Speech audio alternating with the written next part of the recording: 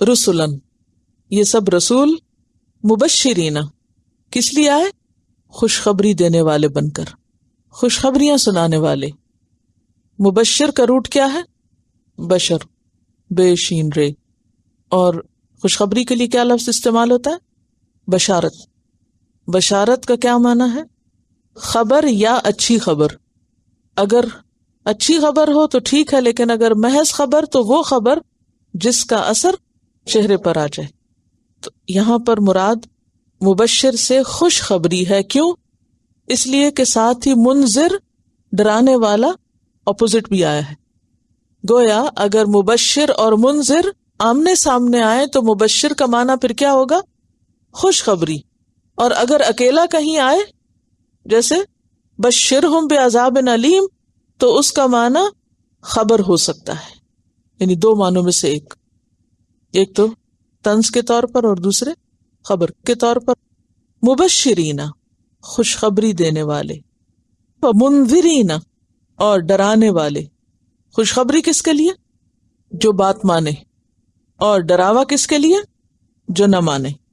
اور حضور صلی اللہ علیہ وسلم کو اللہ تعالیٰ نے کس لیے بھیجا تھا؟ انا ارسلناک شاہدا ومبشرا ونذیرا. آپ کو بھی مبشر اور نذیر بنا کے بھیجا تھا. اور بشیرا و نذیرا کا لفظ تو ہم عام استعمال کرتے ہیں آپ کے لیے. اور باقی پیغمبروں کا بھی یہی کام تھا، دونوں چیزیں، خوشخبری بھی اور ڈراوا بھی، کیونکہ ان دونوں کے ساتھ ہی بات سمجھ میں آتی. یاد رکھیے کہ تعلیم کے لیے دونوں انداز اختیار کرنے پڑتے ہیں. کون کون سا؟ نرمی کا بھی اور سختی کا بھی. اگر کوئی یہ سمجھے کہ صرف نرمی سے بات سمجھ آ جائے گی تو درست نہیں، کیونکہ بعض باتیں ہلا جلا کے کرنی پڑتی ہیں، سخت بھی کرنی پڑتی ہیں. آپ صلی اللہ علیہ وسلم کی عام تعلیم جو تھی وہ نرمی کے انداز میں ہوتی ہے. لیکن خطبہ کیسے ہوتا تھا؟ یہ کتاب ہے اسوہ حسنہ، اس کا پیج 75 ہے. خطبہ، آپ صلی اللہ علیہ وسلم نے زمین پر کھڑے ہو کر بھی خطبہ دیا ہے، ممبر پر سے بھی. خطبہ کیسے دیا؟ زمین پر بھی اور اونچی جگہ پر چڑھ کے بھی، اونٹ کی پشت پر بیٹھ کر بھی، یعنی بہت اونچے بیٹھ کر بھی، یعنی جتنا کراؤڈ ہوتا تھا اس کے حسب حال. جب خطبہ دیتے تو آنکھیں سرخ ہو جاتی. انداز ملاحظہ کیجئے، آنکھیں سرخ ہو جاتی، آواز بلند ہو جاتی، غیظ و غضب از حد بڑھ جاتا. ایسا معلوم ہوتا گویا کسی فوج کو للکار رہے ہیں. خطبہ اس طرح شروع فرماتے تھے: اما بعد فإن خیر الحدیث کتاب اللہ وخیر الہدی ہدی محمد صلی اللہ علیہ وسلم وشر الامور محدثاتها وکل محدثۃ بدعہ وکل بدعۃ ضلالہ. اور پھر اس کے علاوہ اور خطبے بھی کچھ بیان کیے گئے ہیں. اصل بات یہ ہے کہ سکھانے کے مختلف انداز ہوتے ہیں، اور اس میں کچھ باتیں ہوتی ہیں کہ جو انسان کس طرح کرتا ہے، آرام سے کرتا ہے، ٹھہر ٹھہر کے کرتا ہے، سوچتا بھی ہے، سوچواتا بھی ہے. لیکن کچھ باتیں ایسی ہوتی ہیں کہ جو ایک زوردار انداز میں یا شدید انداز میں بھی کرنا ہوتی ہیں تاکہ دوسرا شخص بات کو سمجھے. تو رسلا مبشرین و منذرین، رسولوں نے آ کے خوشخبری بھی دی اور خبردار بھی کیا.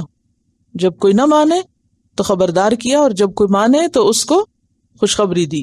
مبشرین و منذرین لئلا، تاکہ نہ، یکون ہو، للناسی، لوگوں کے لیے یا لوگوں کے پاس، علی اللہ، اللہ کے خلاف، حجتن، کوئی حجت، دلیل، بعد الرسل، رسولوں کے آنے کے بعد. کیا مطلب ہے؟ کہ پیغمبروں کے بھیجنے کے بعد اللہ کے خلاف لوگوں کے پاس کوئی عذر باقی نہ رہے. کیسے؟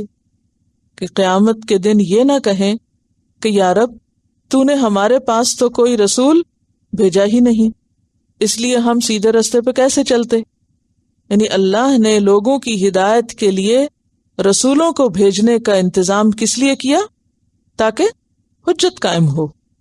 ٹھیک ہے، کیونکہ خوشخبری سے بھی کیا ہوتا ہے، انسان کا دل کھل اٹھتا ہے. جب جنت کی باتیں ہم کرتے ہیں یا ریوارڈ کی بات کرتے ہیں تو اس سے ایک طبیعت میں انبساط پیدا ہوتا ہے، اور جب ڈراوے کی بات کرتے ہیں تو خوف سے بھی انسان کے جو ایسے حصے ہیں دماغ کے جو عام طور پہ سوئے رہتے ہیں وہ کھل جاتے ہیں اور بات زیادہ بہتر طور پر سمجھ آنے لگتی ہے۔ وکان اللہ، اور ہے اللہ تعالی، عزیزاً زبردست، حکیماً حکمت والا۔ عزیز کی صفت یہاں کیوں آئی ہے؟ عزیز کس کو کہتے ہیں؟ عزت والا، غلبے والا، قہر والا، قدرت والا۔ جہاں اللہ تعالی رحیم ہے وہاں عزیز بھی ہے، جہاں عزیز ہے وہاں حکیم بھی ہے۔ اور حکیم کے کیا معنی؟ حکمت والا، حکم والا، یعنی جس کا حکم نافذ ہو کے رہتا ہے اور جس کے احکامات میں حکمت ہے۔ اس نے پیغمبروں کے ذریعے خوشخبریاں اور ڈراوے جو کچھ بھیجا ہے وہ سب کیا ہے؟ اس کی حکمت پر مبنی ہے۔ تو خلاصہ کیا ہوا آیت کا کہ اللہ نے رسول کس لیے بھیجے؟ انسانوں پر حجت تمام کرنے کے لیے، اور اس کے بارے میں قرآن پاک کی کچھ اور آیتوں میں بھی آتا ہے۔ سورۃ طٰہٰ آیت 134، وَلَوْ أَنَّا أَهْلَكْنَاهُمْ بِعَذَابٍ مِّن قَبْلِهِ لَقَالُوا رَبَّنَا لَوْلَا أَرْسَلْتَ إِلَيْنَا رَسُولًا فَنَتَّبِعَ آيَاتِكَ مِن قَبْلِ أَن نَّذِلَّ وَنَخْزَىٰ۔ اور اگر ہم اس سے پہلے ہی انہیں عذاب سے ہلاک کر دیتے تو وہ کہتے کہ اے رب، تو نے ہمارے پاس کوئی رسول کیوں نہ بھیجا تو ہم تیری آیات کی پیروی کرتے اس سے پہلے کہ ہم ذلیل و رسوا ہوتے۔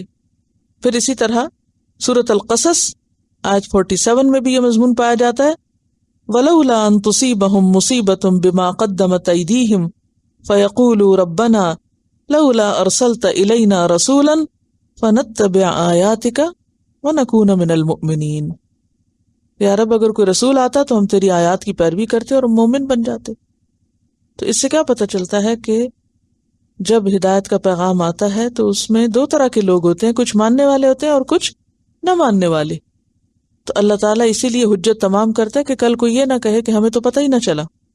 اور ویسے بھی سورۃ الاسراء آیت 15 میں اللہ تعالیٰ فرماتے ہیں وَمَا كُنَّا مُعَذِّبِينَ حَتَّى نَبْعَثَ رسولہ، کہ ہم عذاب دینے والے نہ تھے جب تک کہ ہم رسول نہ بھیج چکتے۔ تو اللہ تعالیٰ اپنے بندوں پہ ظلم کرنے والا نہیں، بغیر ہدایت کے بندوبست کے ان کو پکڑنے والا نہیں۔ حضرت مغیرہ کی روایت میں آتا ہے، بخاری کی روایت ہے کہ نبی صلی اللہ علیہ وسلم نے فرمایا، اللہ سے زیادہ کسی کو گناہگار کی عذر خواہی پسند نہیں۔ یعنی اللہ تعالیٰ سب سے زیادہ کیا پسند کرتا ہے کہ کوئی گناہگار اپنے گناہ کا اعتراف کر لے۔ اسی لیے اس نے ڈرانے والے اور بشارت دینے والے پیغمبر بھیجے۔ ٹھیک ہے، اللہ نے پیغمبر کیوں بھیجے؟ بخاری کی اس روایت کے مطابق کیا معنی بنتا ہے؟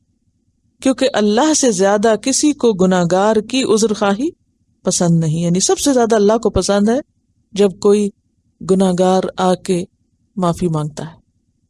اس مضمون کو ایک اور حدیث میں کس طرح بیان کیا گیا ہے کہ اللہ تعالیٰ کتنا خوش ہوتا ہے جب کوئی شخص اپنی غلطی کا اعتراف کرتا ہے۔ جیسے کوئی صحرا میں کسی کا اونٹ کھو جائے اور پھر جب وہ اس کو ملے تو خوشی کے مارے کیا پکارے؟ میں رب تو میرا بندہ، یعنی بالکل الٹ بات اس کے منہ سے نکلے، نہیں بدحواس ہو جائے جیسے۔ تو پیغمبر اللہ نے اس لیے بھیجے تاکہ لوگوں کو پتہ چلے صحیح کیا غلط کیا ہے، اور وہ اپنی غلطی کا اعتراف کر کے دنیا میں ہی توبہ کر لیں۔